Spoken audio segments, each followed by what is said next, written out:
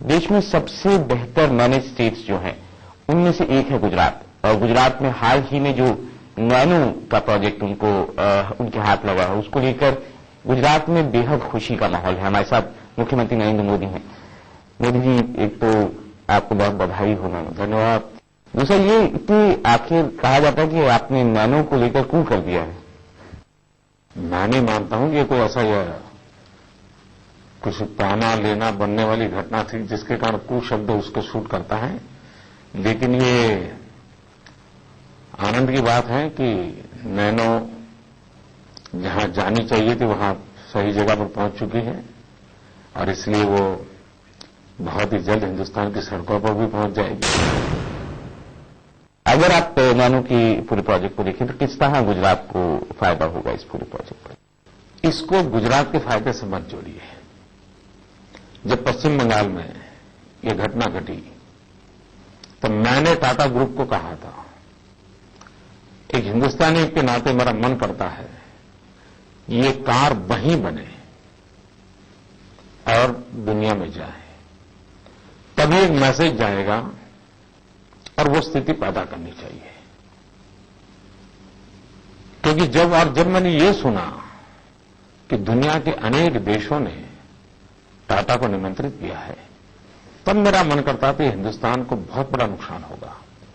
और 21वीं सदी हिंदुस्तान की सदी, हम चाइना की स्पर्धा में हैं, ये जो सारा माहौल है, एक सेटबैक है। अगर एक नैनो हिंदुस्तान के बाहर किसी देश में तो वो तो फिर प्रीमियर देते, मुफ्त में जमीन देते नहीं, उतना प्रीमियर देते शायद टाटा को ले जाने के लिए। तब मेरा मन करता था भाई अब गुजरात में कैसे भी करके अपना रोल प्ले करना चाहिए, हिंदुस्तान के बाहर को उसको जाने दे देना चाहिए।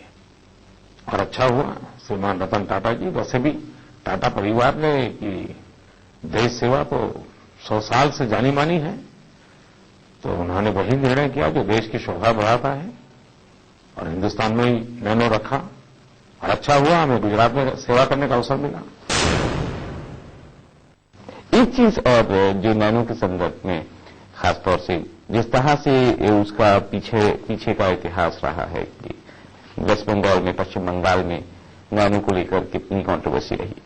अब जब गुजरात में नैनो आई है, यहां पर भी अगर आज हम इकोनॉमिक टाइम्स को देखें तो उसमें लिखा गया है कि जो जमीन नैनो के लिए दी गई है वो लिटिगेटेड है, यानी उसमें लिटिगेशन चल रहा है।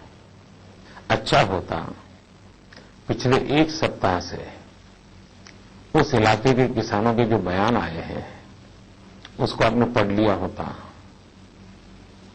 सारी दुनिया जानती है कि 100 साल से गवर्नमेंट के पास है जमीन, कोई भी विवाद के बिना है।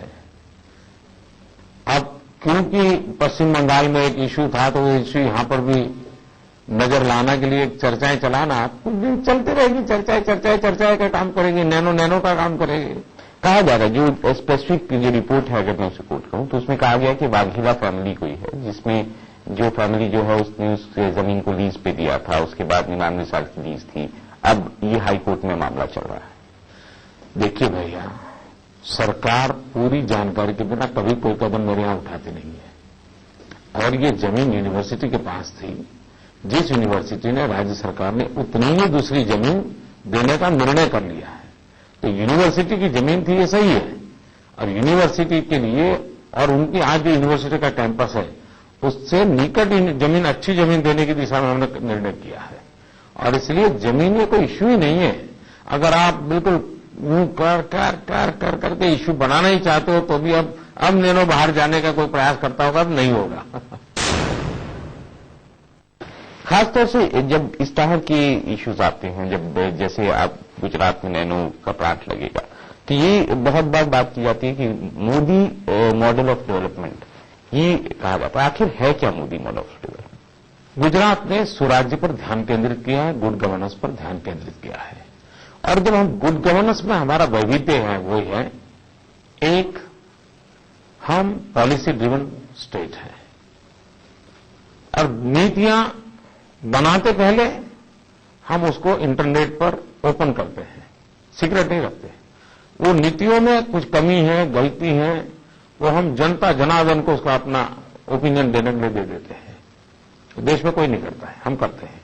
तो interested group, vested interest group सब उसमें फिर आकर के टपक जाते हैं, हजारों की तादाद में सुझाव आ जाते हैं, तो उसकी स्क्रूटनी होती थी। तो जो चीज हो सकता है सरकार न देख पाई हो, वो जनता के नजरिए से अच्छी, तो नीति बाय एंड लार्ज 100% तो कहना कठिन है, बाय एंड लार्ज कम से कम गलतियों वाली बन जाती है और वो लंबे समय तक चलती है, 5 साल 10 साल तक वो नीति काम आती है।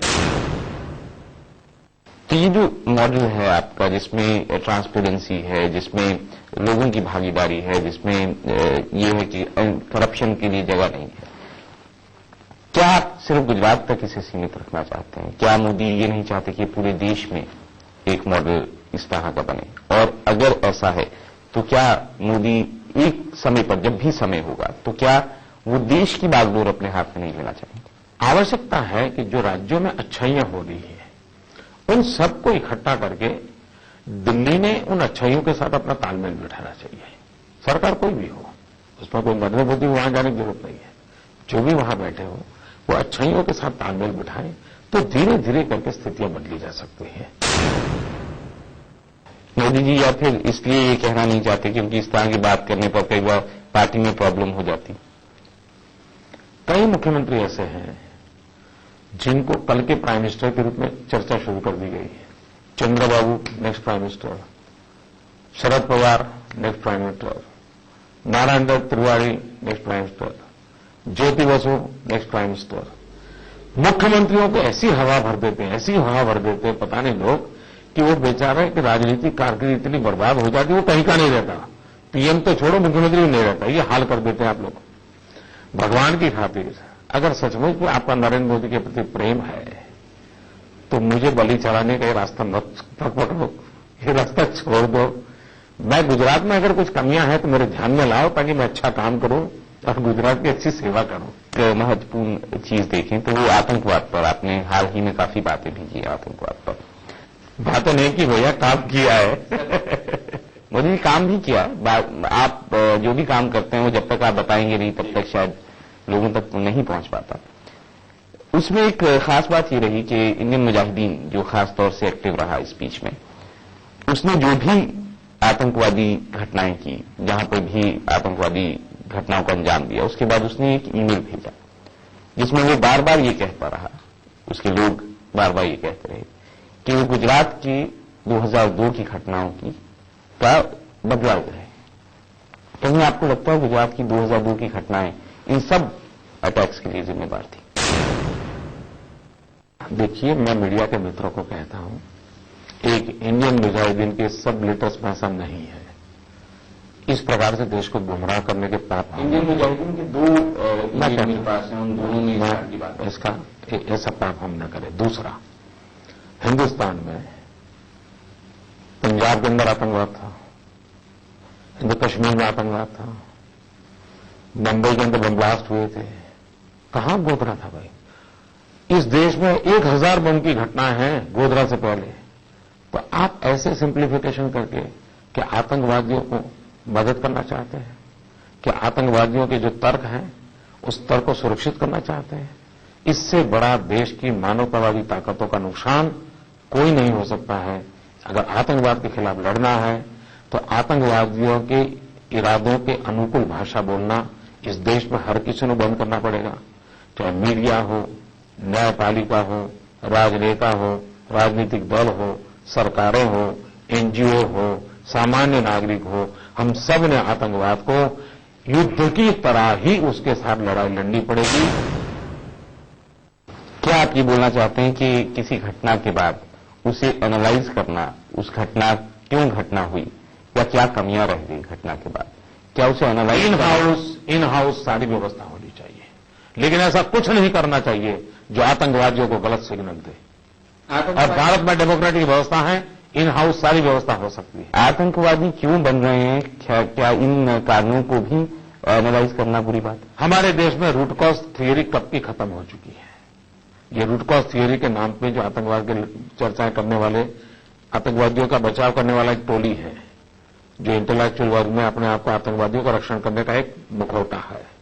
ये रूट कॉज थियरी उन्हीं की मानसिक पैदाइश है। अगर यही रूट कॉज थियरी होती तो पंजाब में तो सुख और समृद्धि और शांति है, वहां आतंकवाद क्यों पैदा हुआ?